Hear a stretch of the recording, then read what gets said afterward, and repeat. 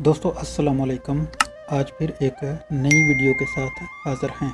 दोस्तों साक्रामेंट, दोस्तों ये लफ्ज़ कलाम मुक़द्दस में नहीं पाया जाता।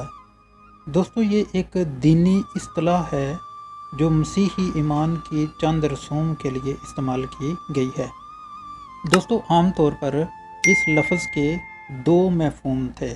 अव्वल ये कि ये एक कानूनी इस्तिलाह थी जिसके मुताबिक दो अशख़ास अपने तनाज़े के सिलसिले में एक मुकर्रर शुदा रकम किसी मंदिर में बतौर इमानत रख देते थे और अहद करते थे कि मुकदमा जीतने वाला अपनी रकम वापस ले ले और हारने वाले की रकम ज़ब्त होकर मंदिर के ख़जाने में जमा कर दी जाएगी।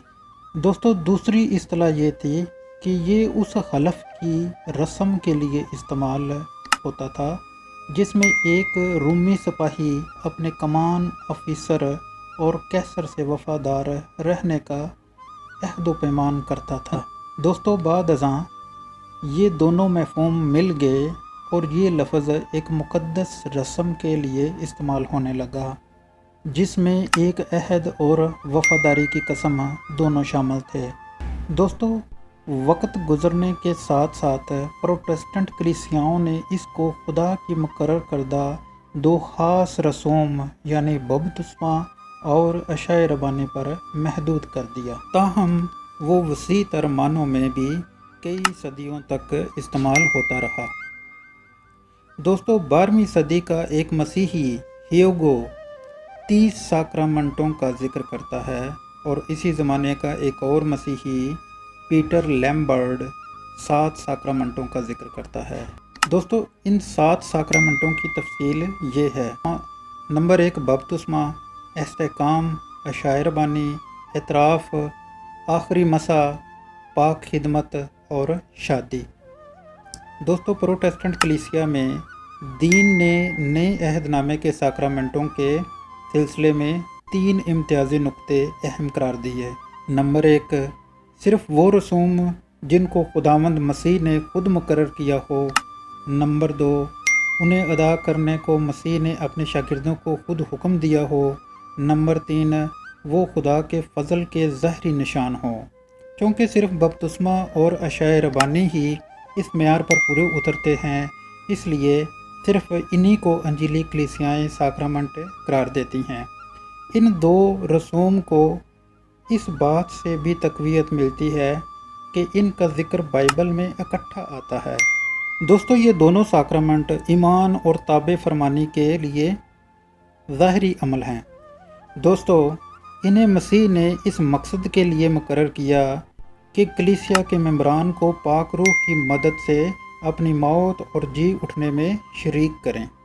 दोस्तों ये रसूम मसीही ईमान के मरकज़ी मसाइल की सच्चाई को बाज़ पुरमानी अमलों को ईमानदारों पर आश्कार करती हैं।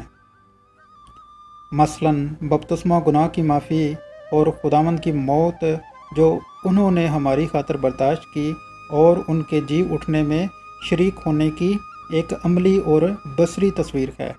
पानी तहारत और पाकीज़गी का ज़रिया है। पानी में गोता खाना मौत की तस्वीर है। पानी से निकलना गोया दोबारा ज़िंदा होना है। यूँ इस जीते जागते अमल से अंजील के मरकज़ी पैगाम को हमारे ज़हन नशीन किया गया है। दोस्तों अशाए रबानी में रोटी का तोड़ना, उसके खाने में शरीक होना और में का पीना इस बात की तस्वीर है कि मसीह ने मसलूब होकर और अपना खून बहाकर ईमानदारों को अपनी कुर्बानी के फ़ायदे में शरीक कर दिया। दोस्तों जैसे हम पहले ज़िक्र कर चुके हैं कि साक्रामेंट अहद की रसूम है, इसलिए खुदावंद यीशु मसीह ने कहा ये प्याला मेरे उस खून में नया अहद है जो तुम्हारे वास्ते बहाया जाता है। दोस्तों इस अहद की बरकतें खुदा अपने कलाम और अंजील के वादों और साक्रामेंटों के ज़रिए देता है। रसूलों के ज़माने में इस बात की गवाही बड़े साफ तौर पर मिलती है कि कई अशख़ास ने साक्रामेंटों में शरीक होने और खुदा के पाक कलाम के सुनने से बड़ी बरकतें हासिल की। दोस्तों जब साक्रामेंटों में शरीक होते वक्त अंजील की खुशखबरी और उसके वादे याद दिलाए जाते हैं तो वो इन रस्मों को बामायनी और मुफीद बनाते हैं। दोस्तों, जिन लोगों ने सिर्फ यूहन्ना का बपतिस्मा पाया था, उन्हें दोबारा खुदावंद यीशु के नाम में बपतिस्मा दिया गया। ये भी ज़ाहिर है कि बाज़ अशख़ास साक्रामेंटों में शरीक तो हुए मगर उनके रूहानी फ़ायदा से महरूम रहे। दोस्तों, इसके बरक्स करनेलियस और उसके ख़ानदान ने बपतिस्मा पाने से पहले ही रूहुल कुद्स की बरकत हासिल कर ली थी, लेकिन ये बरकत पाने के बाद भी इनको पाक रसूम में शरीक होना मुफीद और लाजम करार दिया गया। दोस्तों, नए अहदनामे में साक्रामेंटों में शिरकत और रूहानी ज़िंदगी में किसी किस्म के तज़ाद की तरफ कोई इशारा नहीं है।